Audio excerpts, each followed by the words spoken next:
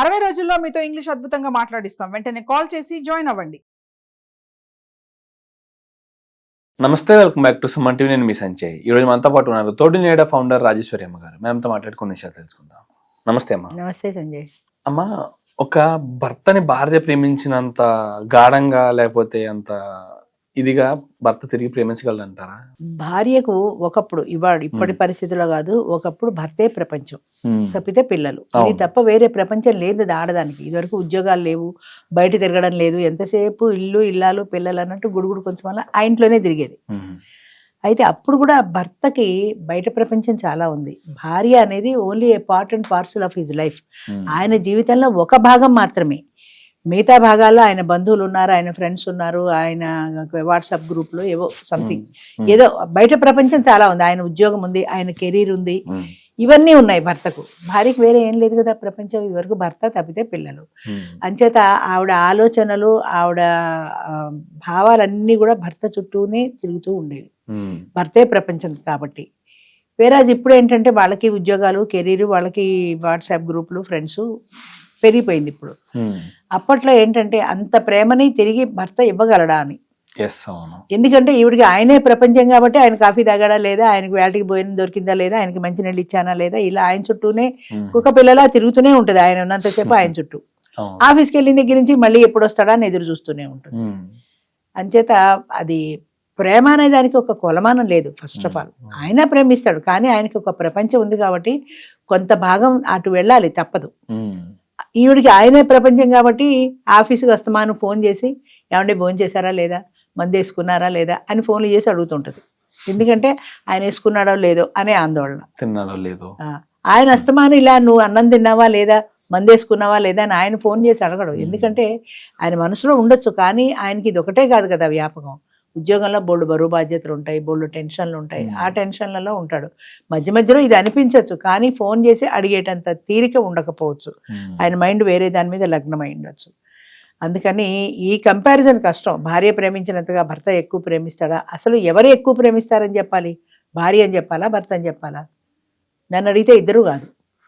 ఎందుకంటే ఆవిడకి సమయం ఉంది కాబట్టి ఆ సమయాన్ని దీని మీద కేటాయించింది. ఆయనకి సమయం లేదు.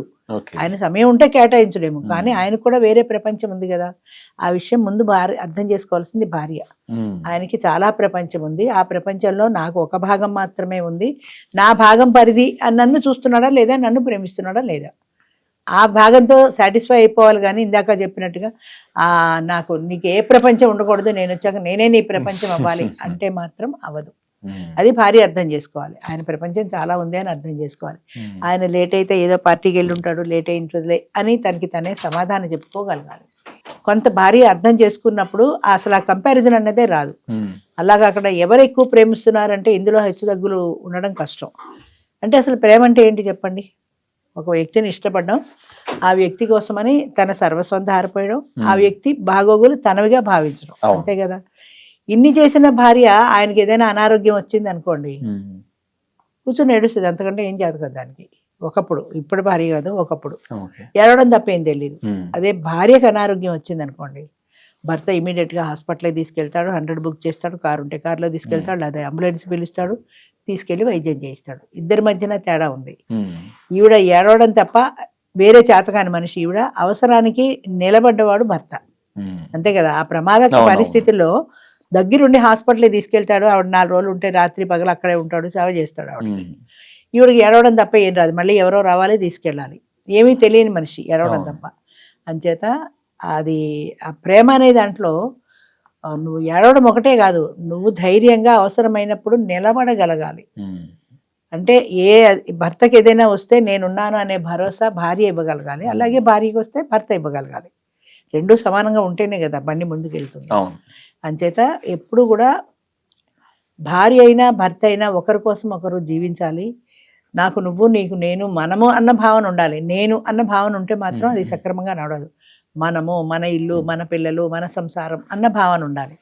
అలా కాకుండా నేను, నా ఇల్లు, నా సంసారం, నువ్వెన్నింటికి వచ్చావు, నువ్వెన్నింటికి వెళ్ళావు, ఇగో ఈ పిల్లల సంగతి నువ్వు చూసుకో, నేను పార్టీకి పోతున్నా, ఇలా కాకుండా ఇద్దరు ఒకరి కోసం ఒకరు అన్నప్పుడు, ఒకరి కష్ట సుఖాలు ఒకరు పంచుకోగలిగినప్పుడు, షేర్ చేసుకుని నిలబడగలిగినప్పుడు అది నిజమైన ప్రేమ. భార్య ప్రేమకి భర్త ఏం తీసుకోడు అంటారా? తీసిపోడు కదా. తీసిపోడు. ఎందుకంటే ఒక ప్రేమ కష్టం ఎక్కువ వస్తే కాదు, ఒకరి ప్రేమ తక్కువ. నిలబడగలగాలి. ఒకరు ఎక్కువ కాదు, ఒకరు తక్కువ కాదు. అది వాళ్ళు ఇచ్చిపుచ్చుకోవడంలో ఉంటుంది. అందరి ప్రేమ ఒకేలా ఉంటుందని చెప్పలేం కదా. కొంతమంది షేర్ చేసుకోగలుగుతారు, కొంతమంది షేర్ చేసుకోలేరు, కొంతమంది పట్టించుకోరు. అలాంటి భర్తలు ఉన్నారు, భర్తను పట్టించుకొని భార్యలు ఉన్నారు. ప్రపంచంలో చాలా మంది ఉన్నారు. అయితే ఈ ప్రేమ దగ్గరికి వచ్చేటప్పటికి ఇద్దరు ఒకరికొకరు తీసిపోరు. నిజంగా వాళ్ళు ప్రేమించుకుంటే నువ్వు నా సర్వస్వం అని అనుకున్న వాళ్ళు ఎప్పుడు ఆయన ఏ ఆఫీసులో ఉన్నా మధ్య మధ్యలో ఆవిడ గుర్తు చేసుకుంటూనే ఉంటాడు. ఫోన్ చేయకపోవచ్చు, మాట్లాడకపోవచ్చు. అలాగే ఈవిడ కూడా మీరు మందేసుకున్నారా, మీరు ఫోన్ చేశారా అంటే ఎక్కువ ప్రేమ, ఆయన అడగలేదు కాబట్టి తక్కువ ప్రేమ అని అనలేం. ఎందుకంటే ఆయన చాలా వ్యాపకాలు ఉన్నాయి, చాలా ఆఫీసులో బిజీగా ఉంటాడు, వేరే పని లేదు కాబట్టి ఇదే రంది అంతే. అలానే అస్తమానం నువ్వు ఫోన్ చేసి మందేసుకున్నారా అడిగావు కాబట్టి నీకు ఎక్కువ ప్రేమ, ఆయనకి తక్కువ ప్రేమ అనడానికి లేదు.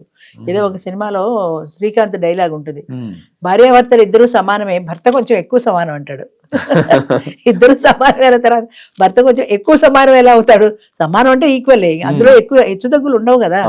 అంచేత భార్యాభర్తలు అన్న తర్వాత ఇద్దరు సమానమే. ఆయన ఎక్స్ప్రెస్ చేయలేకపోవచ్చు, ఆయన ఏంటి వేరే పనిలో ఉండొచ్చు.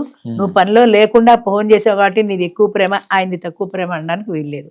భార్యాభర్తలు ఇద్దరు సమానమే, వాళ్ళ ప్రేమలు సమానమే. ఎప్పుడు ఒకరికొకరు నిలబడినప్పుడు అది సమానం. నిలబడినప్పుడు ఎవరు తక్కువ ఉంటే వాళ్ళు తక్కువే, చెప్పలేం కదా అది. అంచేత ఎవరు నిలబడతారు అనేది ముఖ్యం. భర్తకి ఎంతో ప్రేమ చూపిస్తున్నాం, వాళ్ళ కోసం ఎన్నో పనులు చేస్తున్నాం, ఎంతో సహాయం చేస్తున్నాం, వాళ్ళకి కాళ్ళ దగ్గర నుంచి పై వరకు అన్ని చేసి పెడుతున్నాం. కానీ భర్త మాత్రం మా ఆయన మాత్రం నన్ను పట్టించుకోవట్లేదు, నన్ను సరిగ్గా ప్రేమించలేదు అంటారు. అసలు ఎలా అర్థం చేసుకోవాలంటారు? చాలా మంది ఉంటారు. ఇదే ఆడవాళ్ళు చేసే కంప్లైంట్ ఎక్కువ ఏంటంటే, నేను 24 గంటలు ఆయన గురించి ఆలోచిస్తాను, ఆయన నన్ను పట్టించుకోరు. అవును.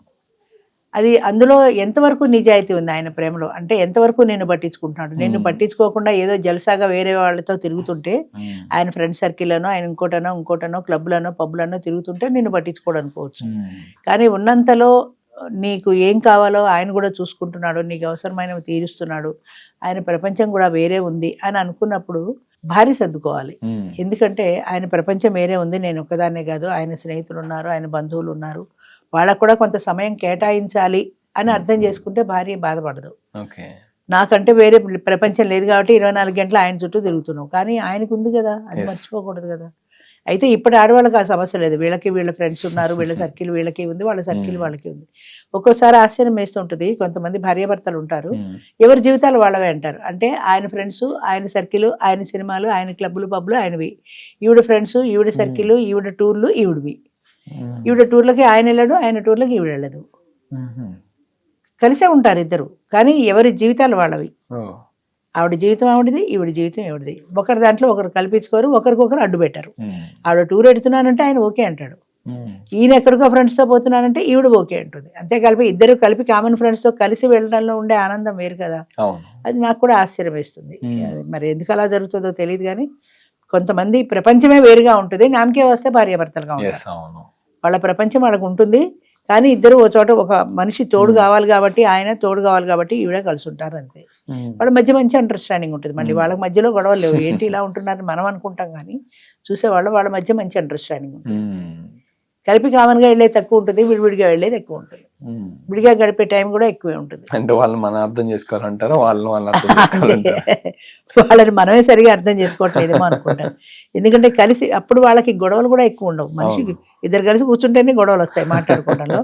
ఎవరి ప్రపంచం వాళ్ళదే, ఎవరికి ఇష్టమే కదా. ఆవిడ ప్రపంచంలో ఆవిడ ఉండడం ఈయనకి ఇష్టమే, ఈయన ప్రపంచంలో ఈయన ఉండడం ఆవిడకి ఇష్టమే. కలిసి కూర్చున్న టైం దాంతో తగ్గిపోతుంది. 1 గంట 2 గంటలే కూర్చుంటారు కాబట్టి ఎక్కువ గొడవలు రావు, పేచీలు కూడా ఉండవు. ఒక రకంగా అదే బెటరేమో అనిపిస్తుంది.